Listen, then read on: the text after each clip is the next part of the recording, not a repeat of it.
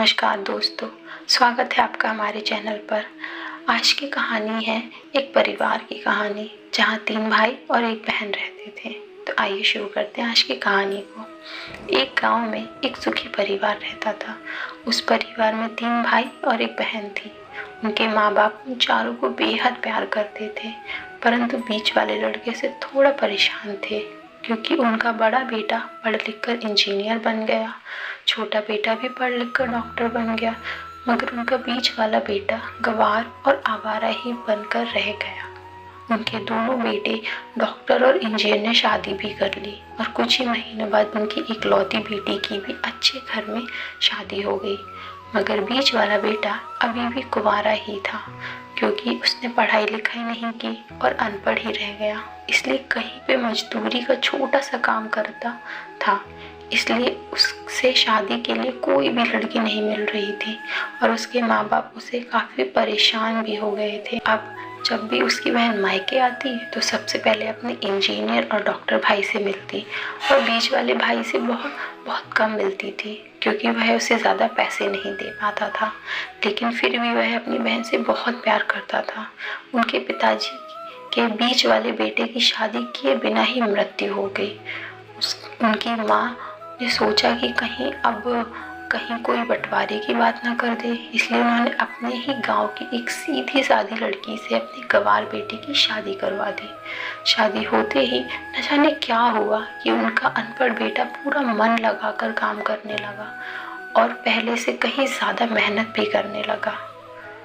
अब उसे कोई दोस्त बुलाने आता तो वह कह देता कि भाई पहले तो मैं अकेला था, ऐसे ही काम चला रहा था, मगर अब मेरी शादी हो गई है, मुझे अपनी पत्नी के लिए भी कमाना है और कल को आने वाले बच्चे के लिए भी कुछ तो जोड़ना है, इसलिए अब मैं तुम लोगों के साथ नहीं घूम सकता।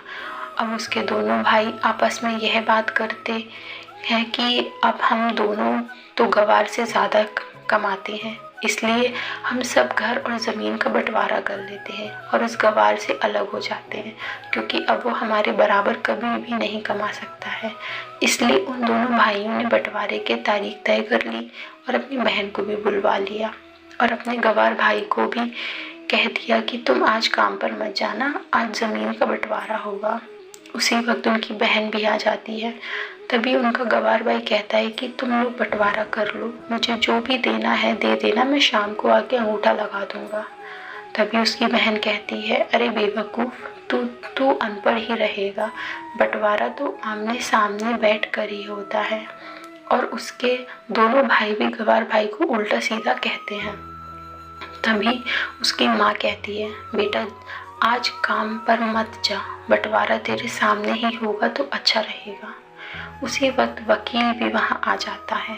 वकील कहता है, आपका सारा हिस्सा मिलाकर 12 बीघा ज़मीन है और घर है, अब ये बताओ किसको कितना देना है, मैं उसी हिसाब से बंटवारे के कागज़ बना दूंगा। उसी वक्त गंवार भाई बोला कि 6-6 बीघा मेरे दोनों भाइयों के नाम लिख दो और ये जो घर है ये मेरी प्यारी बहन के नाम कर दो। तभी उसके दोनों भाई और बहन पूछते हैं कि तू हिस्से में क्या लेगा।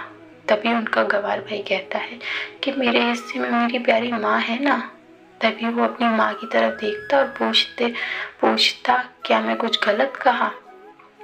उस गंवार की पत्नी अपनी सास से लिपट कर कहती है कि माँ से बड़ी वसीयत क्या ही होगी, और फिर उनका गंवार बेटा भी माँ से लिपट जाता है। गंवार बेटे और बहू के इसी प्यार ने जमीन के बंटवारे को एक सन्नाटे में बदल दिया। तभी बहन अपने गंवार भाई के गले लगकर रोते हुए कहती है कि मुझे माफ़ कर दो भैया, मैं आपको समझ नहीं पाई। तभी उसका गंवार भाई कहता है कि मेरी प्यारी बहन, इस घर में जितना अधिकार हमारा है उतना ही अधिकार तेरा भी है। रही बंटवारे की, तो बंटवारा नहीं करने से हमारा जीवन रुक तो नहीं जाएगा। क्यों करते हम बंटवारा? क्या हम एक साथ मिलकर नहीं रह सकते जैसे हम बचपन में रहते थे? एक साथ मिलकर रहने को ही तो कहते हैं एक अच्छा परिवार। और उस अच्छे परिवार को संभालती है माँ। अपने गंवार भाई की बातें सुनकर उसके दोनों भाई बहुत शर्मिंदा होते हैं और बंटवारे के सारे कागज़ फाड़ कर फेंक देते हैं। और उस दिन के बाद से ही उनका पूरा परिवार खुशी खुशी एक ही साथ रहने लगा। तो दोस्तों यही थी एक परिवार और माँ की प्यारी कहानी। अगर आपको ये कहानी अच्छी लगी तो चैनल को सब्सक्राइब ज़रूर करिएगा और वीडियो पर लाइक कमेंट करना ना भूलिए।